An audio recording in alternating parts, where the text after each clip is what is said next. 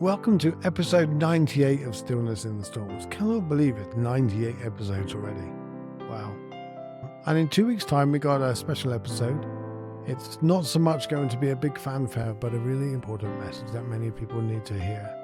But that'll be in 2 weeks' time, 1st of September, 32 years to the day since I broke my neck. And today's show is about embracing the full stick of life. It's how do we live the full spectrum of all the feelings, all the emotions, really about becoming a whole person, a whole human, and to experience all we got on offer. But before we get on with the analogy, I want to thank Kelly, Stina, and Laura. You guys are absolutely awesome. Thank you for donating this week. It makes a huge difference. And it helps to pay for the hosting, pay for the editing, and all the programs that you have to pay subscriptions with to do the recording and do all the editing and everything. So without you and without all the donators, it would be really difficult to do this show. So thank you. You're awesome. Kelly, Stina, and Laura. And if you're not signed up to my weekly Calm newsletter, head to the link in the show notes and you can sign up to that. It comes out every single Friday in a similar way to the podcast comes out. And it's just a bit of background about my life, a little few things I've learned this week, some wisdom, just little things. It's your weekly Calm, all kinds of interest, and you get to find out how my book's going, The Gift of No Choice. So let's move on with today's show. Otherwise we're having a really long intro, and I don't like long intros. I like to get on with the show. So the universality of life's dualities. Everybody knows about the light and dark and the yin yang and the day and night and the good and bad. Alan Watts talks about the yin yang all the time. You have that circle with the two fish. One fish is black with a white eye and one fish is white with a black eye. And they're swimming in this pool together. We know it's not so much, we like to think they're all equal. We like to think that it's all a balance and all of that, but it's very rarely a balance. It's very rarely equal. Some people have some of the good or some of the white, the light, and some people have more of the, that's life. It's not fair. And if you're expecting it to be fair and exactly all yin and yang and perfect for everybody, it's just not going to happen. But the reality is you cannot have one without the other. And this is where years ago I came up with the analogy of a stick. Now, you imagine your life is a stick. Your emotions are along that, and all your experiences and all your joys and lows are all along this one stick. One end of the stick, you've got all your brilliant experiences. Right at the very end are your best experiences, the ultimate highs in life.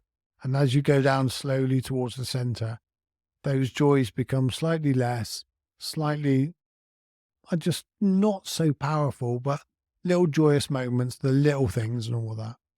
And then as you go towards the other end, they're the more mundane things, the doing the hoovering, things you don't enjoy that much, visiting some family or maybe visiting the doctors, or when you're sick or when terrible things happen to you. Getting to the end, which the most awful things are maybe you lose a loved one, things like that. That's the stick. It's the stick of life, the stick of spectrum, whatever you want to call it, I don't know. But the problem is what we want to do is we try to chop the stick in half and we try to get rid of the half that we don't want. I don't like any of those things. They're horrible. I only want the joyous ones. I just want to be happy. So we want to be on the right-hand side of the stick all the time. So what we do is we try to deny the left side of the stick by chopping it off. All that does is bring the end of all the bad things closer. And then we get more annoyed and we chop it off again and brings it closer. Until you end up with a stick that's so short that you cannot experience the life from the both ends. It becomes so muddy.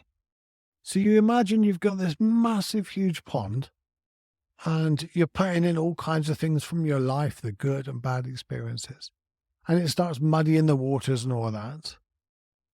And then you try to clear it. If you've got the extremes, that's not too bad. You've got a big pond.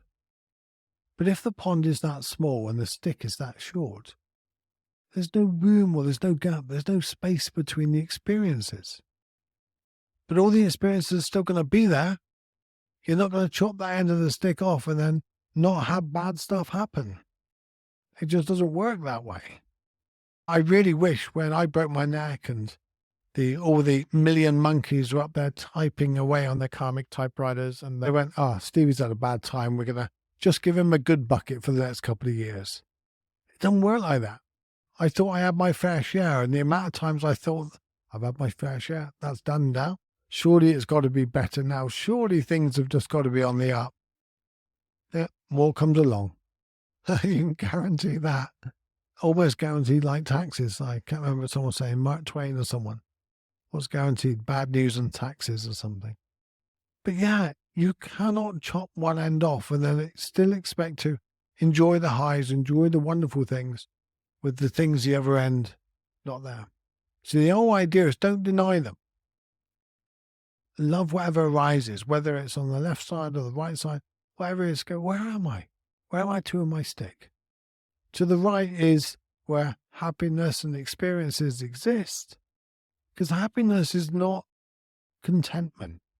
Contentment is just, everything's okay. Happiness is, hey, I'm really happy. This is a good experience. Like listening to your favorite song, or you're driving along in the car and your best tune comes on. And it's like, that's a happy experience. You're not going to stay there all the time because that's not life.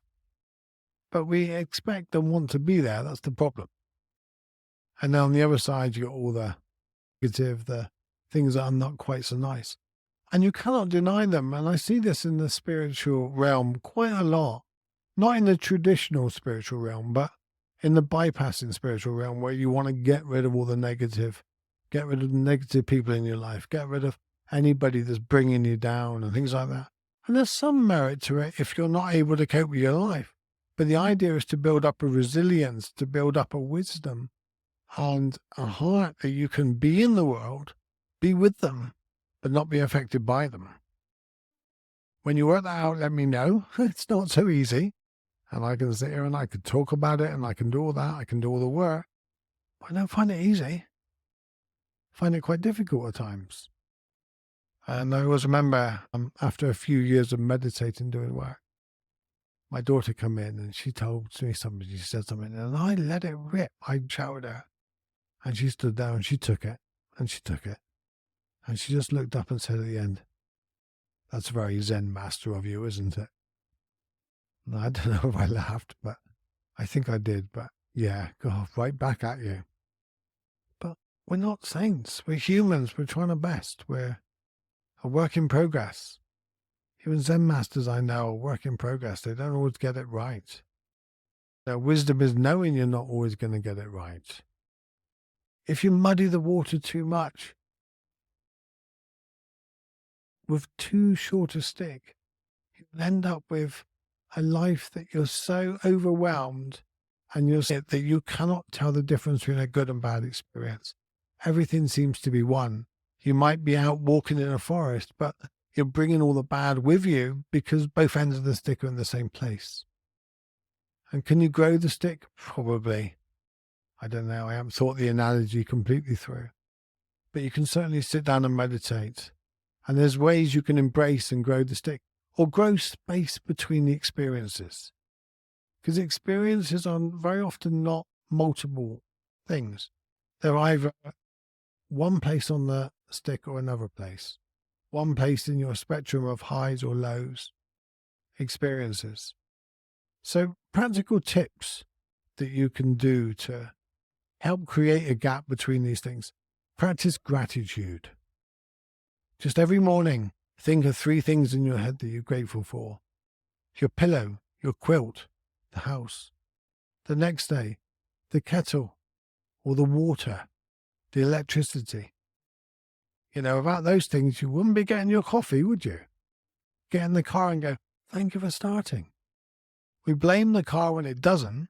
We didn't thank it the other 365 times that it did start. We tend to only ever go at the kettle when it breaks down. We don't go, hey, thank you, Kel. Some of us may, but I don't think a lot of us do. I do it sometimes.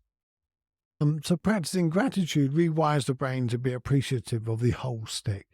So you no longer don't want to be in the bad areas because you can appreciate the fact you don't stay there. I spoke about that a lot in the last week's podcast. And seek a perspective. Understand that everybody's trying their best. Everybody's doing what they can from where they are. No one's got it sorted. No one's waking up every day and having a blissful, wonderful day, even if they may say they are on social media. Trust me, they're not. The other way you can do it is mindfulness and meditation. Head over to, I'll put a link in the show notes, but Inner Peace Meditations podcast. There's about 30 meditations there now that you can go over and listen to. They're meditations that I've wrote, I've said them in, and one's to put you to sleep, one's to wake you up, one's to get you through the day. And the latest one is a body reset for more energy, calmness, and confidence. So the other thing, and the final thing I've really got to embrace the whole stick is acceptance. Accept the whole stick, all the experiences. Don't try to deny any of them. The more you accept them all, including the negative, including the bad times, accept it for what it is. And then you can embrace it. Then you take control of it. You take control of your life. And then you really enjoy the better times. You actually enjoy the better times way more when you keep including the rough times in your life as well, rather than denying it. So that's the stick analogy. I hope you enjoyed it. I hope you got something from it. If you did, leave a review. That would be awesome. Thank you to Kelly, Stina, and Laura for donating a coffee this week. You too can support the podcast. Just go to the link below in the show notes. ThankYouStephen.com. If you want to join up to the weekly newsletter, go to the link in the show notes where you can sign up as well. Take care. I love you, and I hope you have an awesome week.